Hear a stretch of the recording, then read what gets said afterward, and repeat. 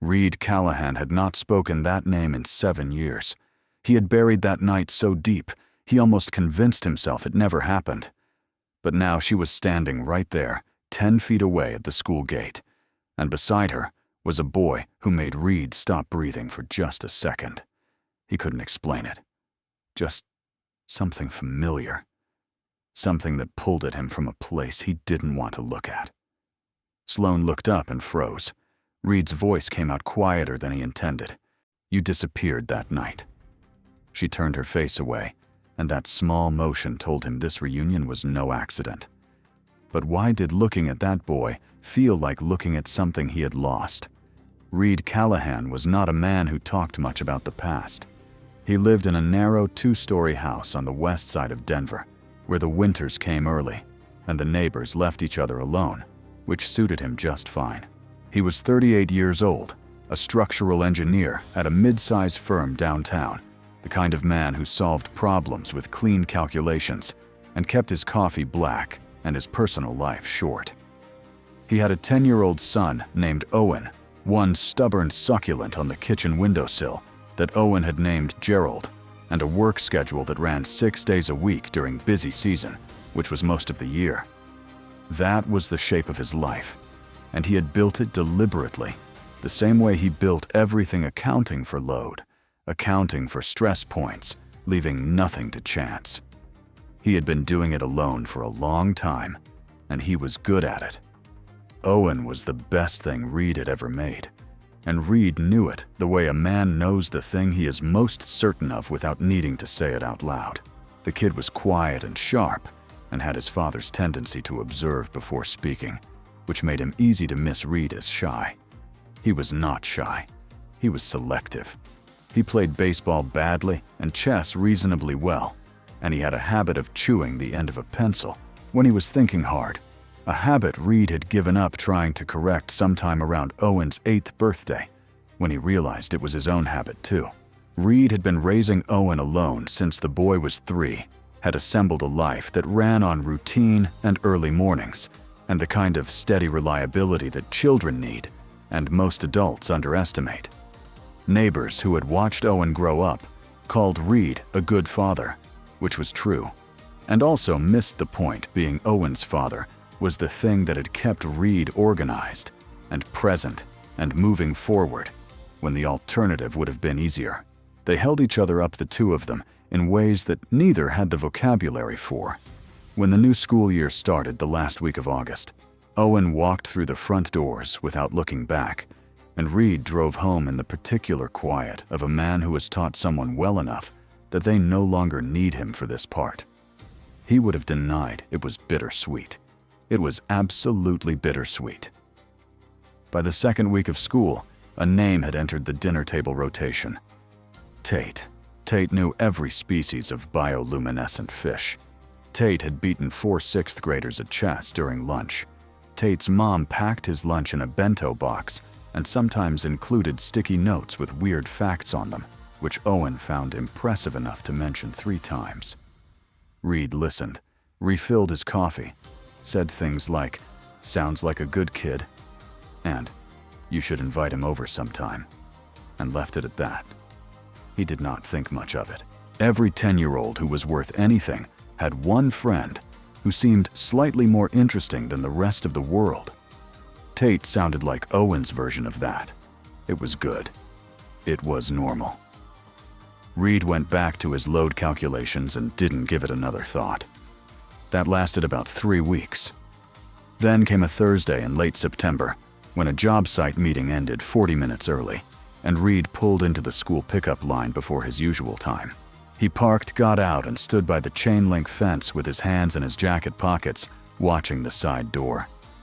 The afternoon was gray and cool, the mountains out to the west, doing that thing they do in September, where they look painted against the sky, too perfect to be real.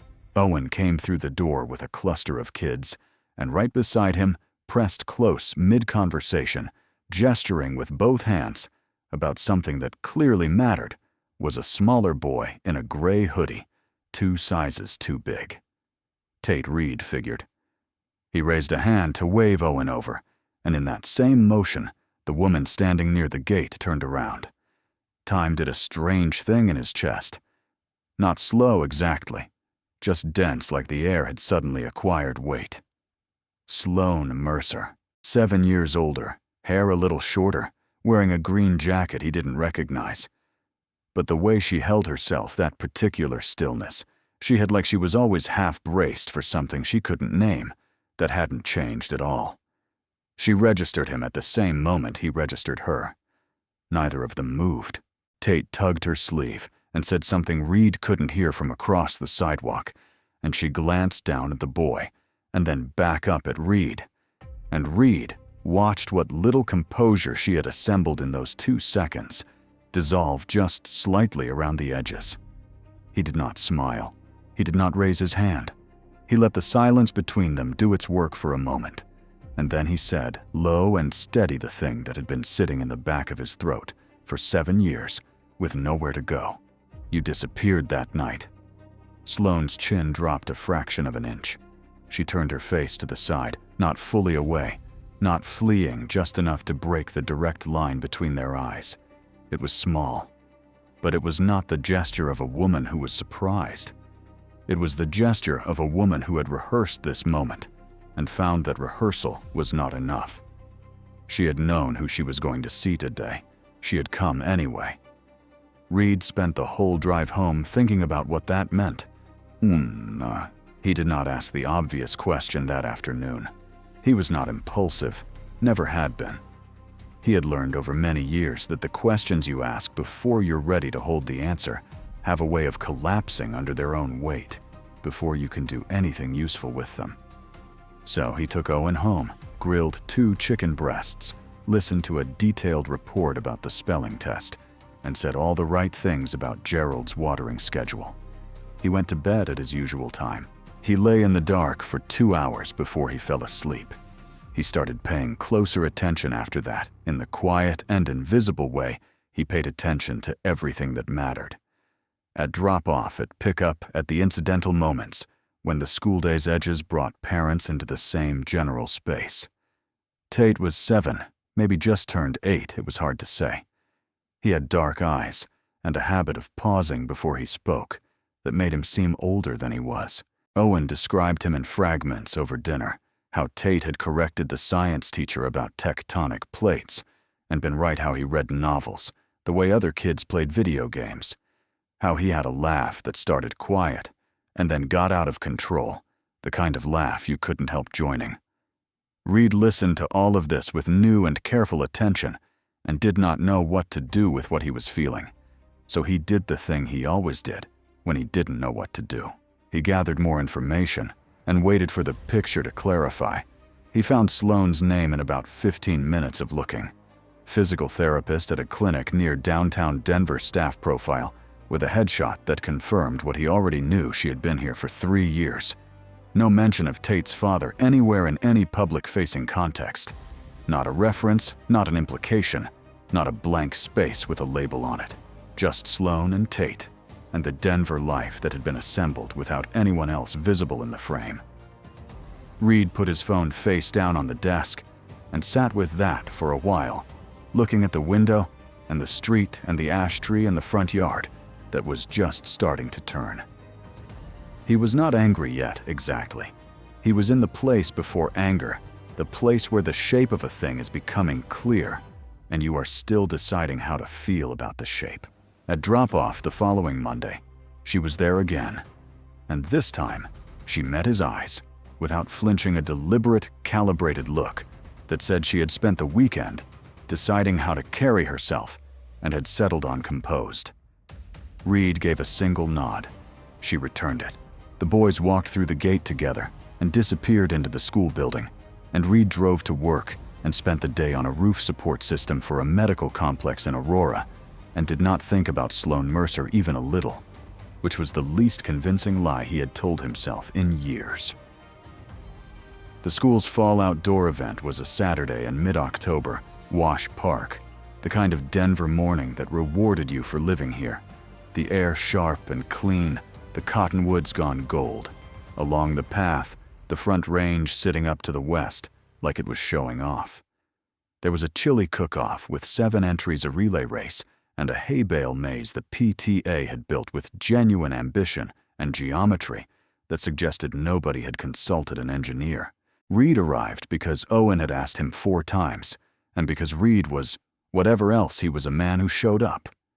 He got coffee from the volunteer table, said 5 words about the Broncos to a man he vaguely recognized, and turned to find Sloane standing 4 feet to his left, also holding a coffee, also alone, also watching the direction in which the 2 boys had already disappeared. They registered the situation simultaneously. Neither of them walked away. The first part of the conversation was easy.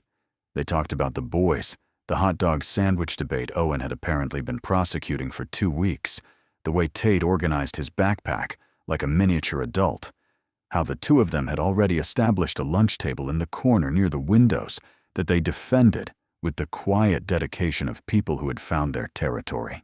Sloane smiled at something Reid said, a real smile, fast and unguarded, and then seemed to notice it and rearranged her expression slightly, like she was adjusting a picture that had gone crooked. Reid did not comment on it. He asked about her work. She asked about his. They talked in the easy lateral way of people who have something large between them and have agreed for the moment not to look directly at it. The morning moved around them, relay races, a chili tasting that Owen declared a religious experience, the ambient noise of 40 families trying to enjoy themselves in a park. And between those interruptions, Reid and Sloane kept ending up side by side, not by accident, by the pull of something that had been unfinished for 7 years and was not going to let them forget it. It was near noon when Tate came running from the picnic tables, slightly winded, a streak of mustard on his sleeve. He scanned the crowd with the efficient focus of a kid who knows how to find what he's looking for. He spotted Reid, made a straight line toward him, and stopped at his elbow. He looked up and said plainly, "Can you tie this?" He lifted his left foot.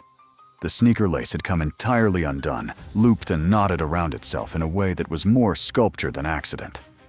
Reid crouched down without thinking and went to work on it. The knot was genuinely complicated and took a moment to work free. In that moment, Reid was level with the boy's face, close enough to see him clearly without the polite distance that public spaces usually imposed. Tate waited with the particular patience of a child who has learned that waiting is sometimes the only efficient option. Reid freed the knot, straightened the lace, and double-knotted it the way his own father had once shown him. 2 loops pull firm, press flat. Tate said, "Thanks," and was already turning back toward the picnic tables before the word was finished. Reid stood slowly. He looked at Sloane. Whatever careful composure she had built for herself over the past few hours was gone. She was looking at him with something open and undefended, and afraid, the look of a person standing at the edge of something they cannot walk back from. Reid kept his voice quiet. "We need to talk." She didn't argue. She nodded once, and the weight in that single knot was everything she had been carrying since before she moved to Denver. Whatever came next, neither of them was pretending anymore. They met Wednesday evening at a coffee place on Colfax, deliberately chosen, deliberately public, a place with noise and other people, and somewhere for your eyes to go when the conversation got too heavy to hold head on. Reid arrived first. He sat in the corner booth with his back to the wall, which was a habit he didn't think about anymore. Sloane came in 4 minutes past the hour-ordered tea she didn't drink, and folded her hands on the table in front of her, with the careful deliberateness of someone who has thought about where to put their hands. Reid didn't open with anger. He wasn't built that way. He asked her the question he had been carrying for 7 years, and he asked it the same way he would ask anything he genuinely needed to understand. "Why did you leave?" She looked at the table. Then she looked up and answered him. Not cleanly, it came in pieces the way true things come when they've been stored incorrectly for too long. She had known about the pregnancy 6 weeks after leaving Denver. She had moved to Portland by then, fast for reasons she was still untangling. She had tracked down a number for Reid over 2 weeks of effort, and was 2 days from calling when she crossed paths with Dale Pruitt at a gathering of mutual friends. Dale had told her in the casual tone of someone delivering information they consider harmless that Reid was already seeing someone new. Serious about it, Dale had said. Moving fast. She had stood in that kitchen holding her phone and done the math that fear makes you do, the math that always comes out in favor of disappearing. She had decided she was not going to arrive with a complication and dismantle someone's fresh start. She had told no one except her sister had raised Tate in Portland and then Seattle, and had taken the Denver job 3 years ago because the opportunity was real, and because she had told herself she didn't know Reid was still here. She had not looked hard to find out. When she said that last part, she said it quietly without excusing it, and that honesty cost her something Reid could see. Reid let it settle.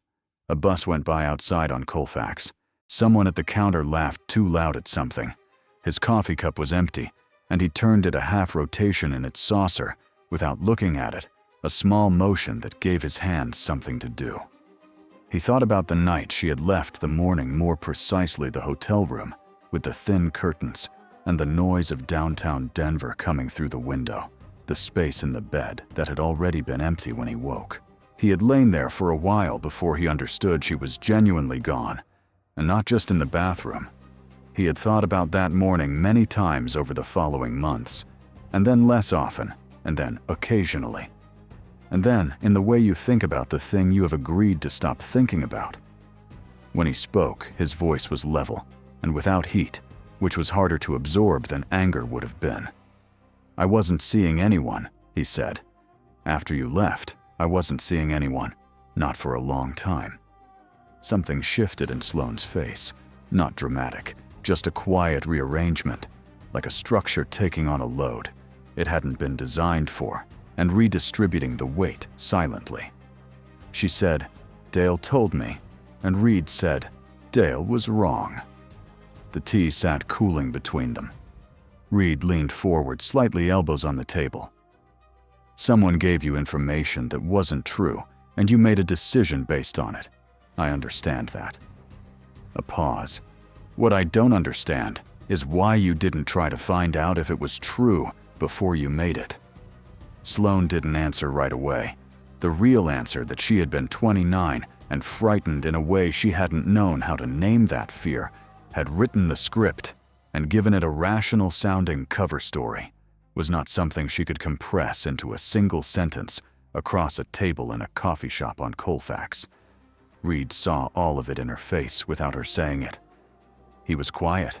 Then he said the thing that had been building in him since the Thursday at the school gate. Said it the way he stated a structural fact, flat and precise, and arrived at by the weight of evidence.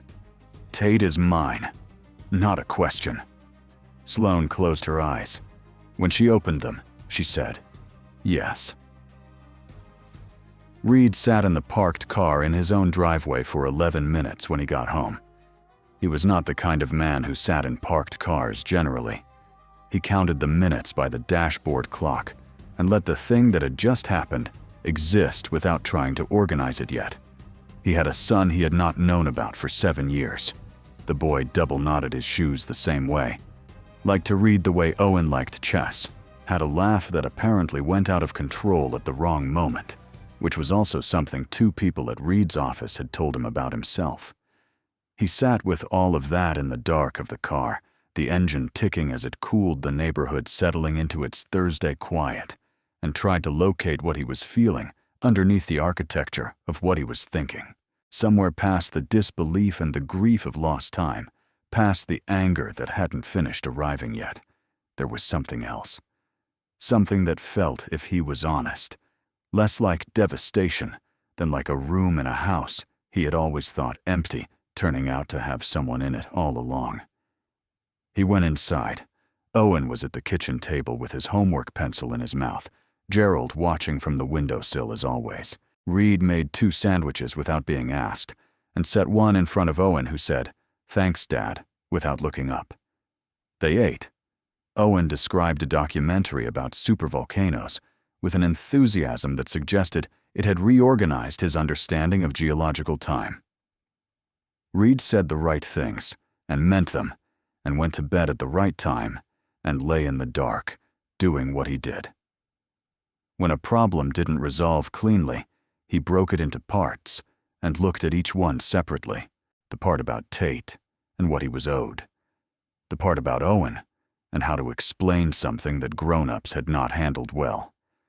The part about Sloane, who had carried this alone for 7 years and had earned neither his full sympathy nor his full condemnation, but something more complicated than either. And then the part about Dale Pruitt, which had a different texture than all the rest of it. Not the ache of lost time, something sharper, the deliberate texture of a specific lie told to a specific woman at a specific vulnerable moment, and the particular care with which someone had made sure she never came back to verify it. Reid had known Dale Pruitt for a long time in the loose, overlapping way. You know someone whose life grazes yours without fully intersecting. They moved in related circles, ran into each other at cookouts and work events, and the occasional shared acquaintance's birthday. Dale was the kind of person who always had information about other people and delivered it as a form of social currency helpfulness, as performance concern that served a private purpose. Reid had noted this quality years ago, had filed it in the same category as bad, concrete work, visible to someone who knew what to look for, ignorable to everyone else. He examined it now with the full attention he should have given it years ago. He thought about a specific moment at a mutual friend's cookout 3 years prior, when Reid had mentioned in passing that he had heard Sloane Mercer had moved to Denver. Dale had said, "Oh, interesting," in the tone of someone who was not interested at all, and changed the subject with the smooth efficiency of someone who has had practice at it. A small thing, the kind of thing you file without a label because it's too small to label. Reid had been filing it for 3 years. He understood the label now. Owen found out on a Wednesday morning, not because Reid sat him down and explained it, but because Owen was 10 years old and had been watching his father for weeks with the quiet attentiveness of a kid who knows when something is being managed around him. He sat across from Reid at breakfast and said without any preamble, "Is Tate my brother?" There was egg on the stove. Reid gave it a moment of attention that it did not require and turned off the burner and sat down across from his son. He tried to be honest in a way that was proportional, true enough, careful enough, not so much at 7 in the morning that it couldn't be processed. He did not manage it cleanly. He said something in the register of "we're still figuring things out," which was honest, but also insufficient. The kind of answer that shows the shape of what you're not saying, even while you're saying it. Owen looked at his plate. Then he pushed his chair back, picked up his backpack, and said he needed to get his jacket in the voice of a child who needs to be alone with something large. His bedroom door closed. Not slammed. Closed. Reid sat at the kitchen table with the uneaten eggs and understood that a door closing quietly can carry more weight than one that doesn't close at all. That same morning, Sloane called in the afternoon. Her voice had lost its composure by the time Reid answered. She had received a message through her sister, originally from Dale, warning her that actions she was taking could be cited in any future legal proceedings related to Tate's custody, invoking a separation agreement she had signed years back regarding Tate's birth documentation. Reid pulled over on Colorado Boulevard and sat with the phone pressed to his ear and listened to the whole thing without interrupting. When she finished, he was quiet for a moment. Then he said, "I'll handle it." She said she didn't want him to do anything rash. He said he wasn't going to do anything rash. He was going to do something precise. Outside the windshield, Colorado Boulevard ran its usual Friday afternoon current buses, delivery trucks, a woman walking a dog the size of a small horse. Reid sat and let the full weight of the thing rest on him without trying to shift it yet. His son had gone quiet behind a closed door. Sloane was being pressured through a man who had started this by lying, and somewhere at the center of it all was a 7-year-old boy in an oversized hoodie who had tied his sneakers that morning without any knowledge that the ground was shifting beneath him. Reid took a breath. Then he put the car in drive. He called Dale Pruitt on a Friday night after Owen was in bed. He had spent 2 days building the case the way he built any case, gathering what was verifiable, setting aside what was assumption, being honest about the line between the two. He had a text thread from the weeks after Sloane left Denver that placed him firmly, provably unattached. He had the cookout moment filed and now labeled. He had the timing, 6 weeks specifically, a window in which the lie could do maximum damage to a woman who had not yet decided what to do. He had Dale's reaction 3 years ago, when Sloane's name and Denver appeared in the same sentence. Separately, each piece was arguable. Together, they only pointed one direction. Reid called from the kitchen, standing at the counter with one hand, flat on the surface, speaking in the register he used in professional disputes. No raised voice, no performance, just the measured delivery of a man who has the facts and knows what he intends to do with them. He told Dale what he had confirmed, item by item. He described the shape of what it had cost Sloane, raising a boy alone for 7 years, on the basis of a lie, Reid existing as a father without knowing it, 2 kids who had grown up separately when they didn't have to. He said the legal pressure coming through Dale's name needed to stop, and that if it continued, the conversation would expand to include people and contexts that Dale would find significantly less comfortable. Dale began an explanation that involved the word misunderstanding 3 times in the first 30 seconds. Reid said there was nothing to explain and ended the call. He set the phone face down on the counter.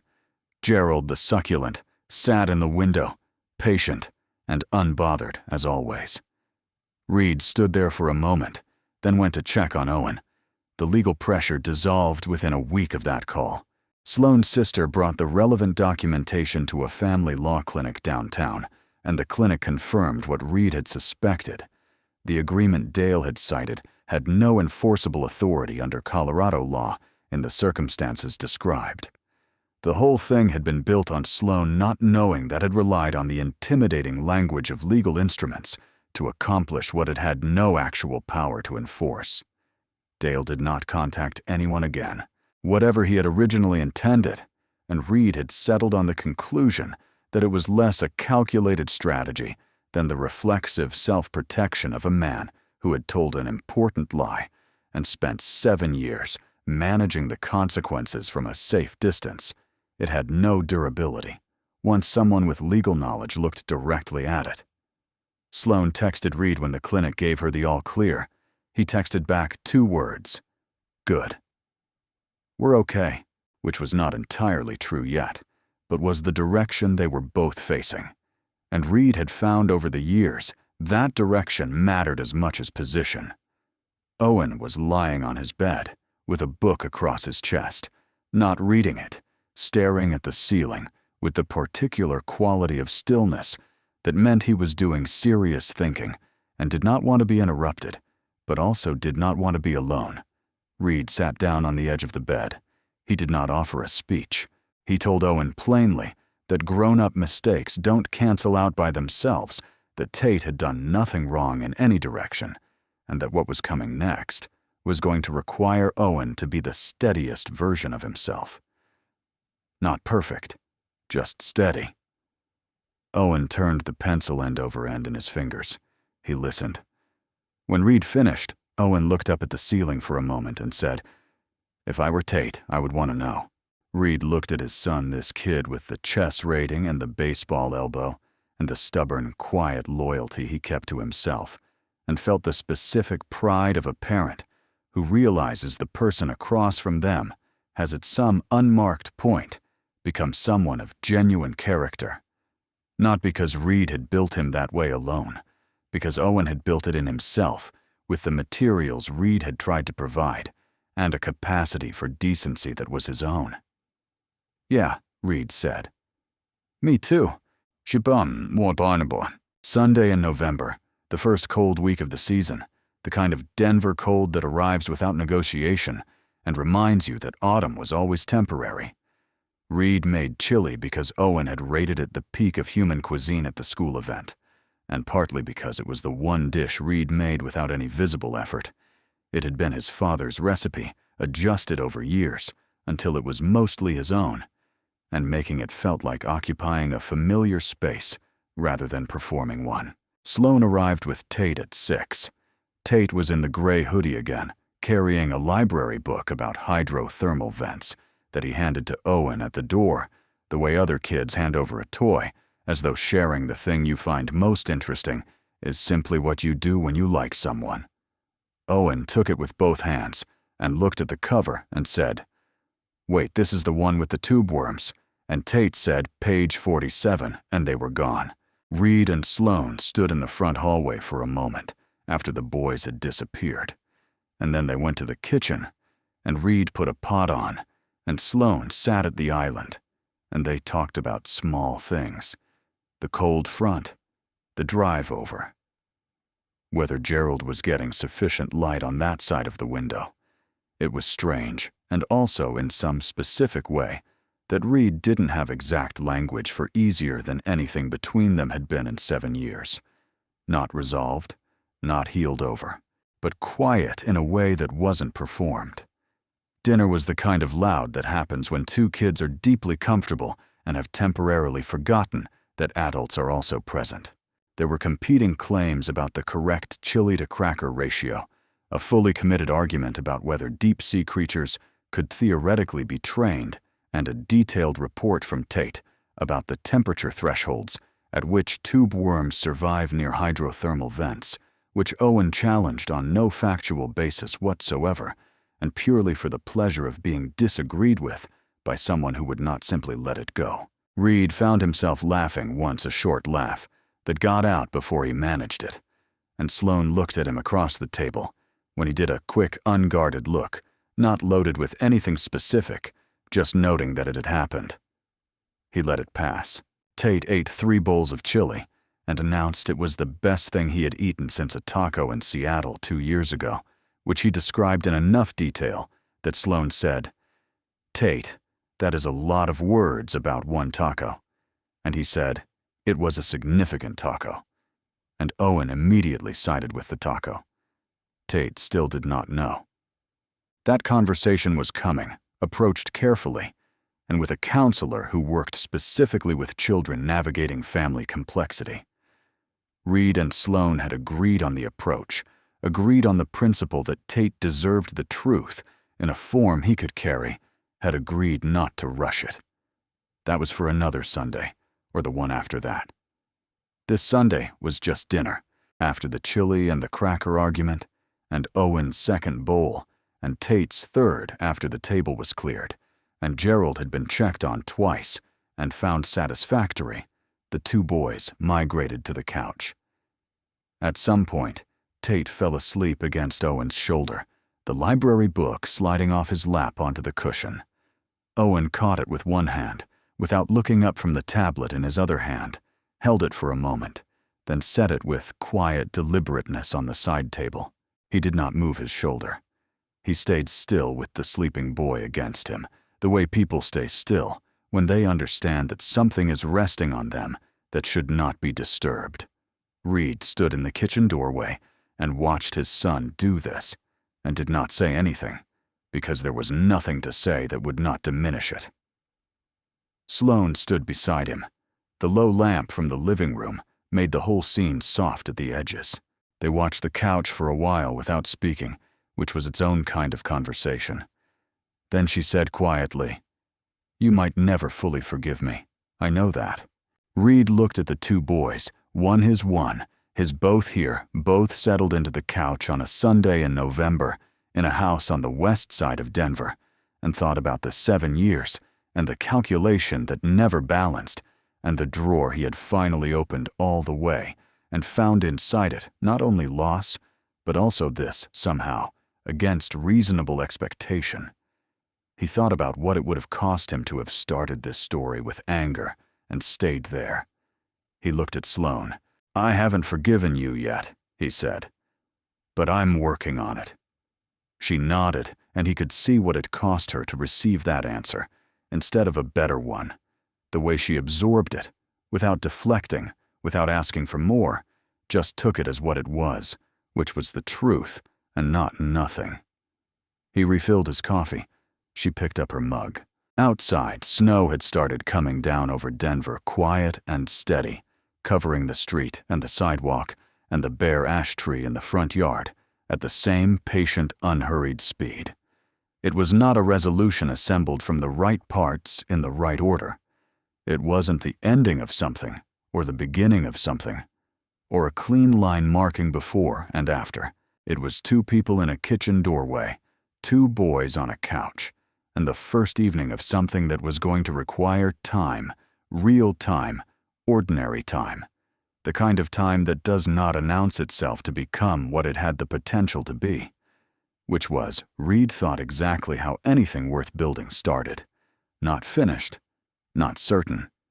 Just the ground cleared, the foundation poured, and the willingness on both sides to show up tomorrow and work on it.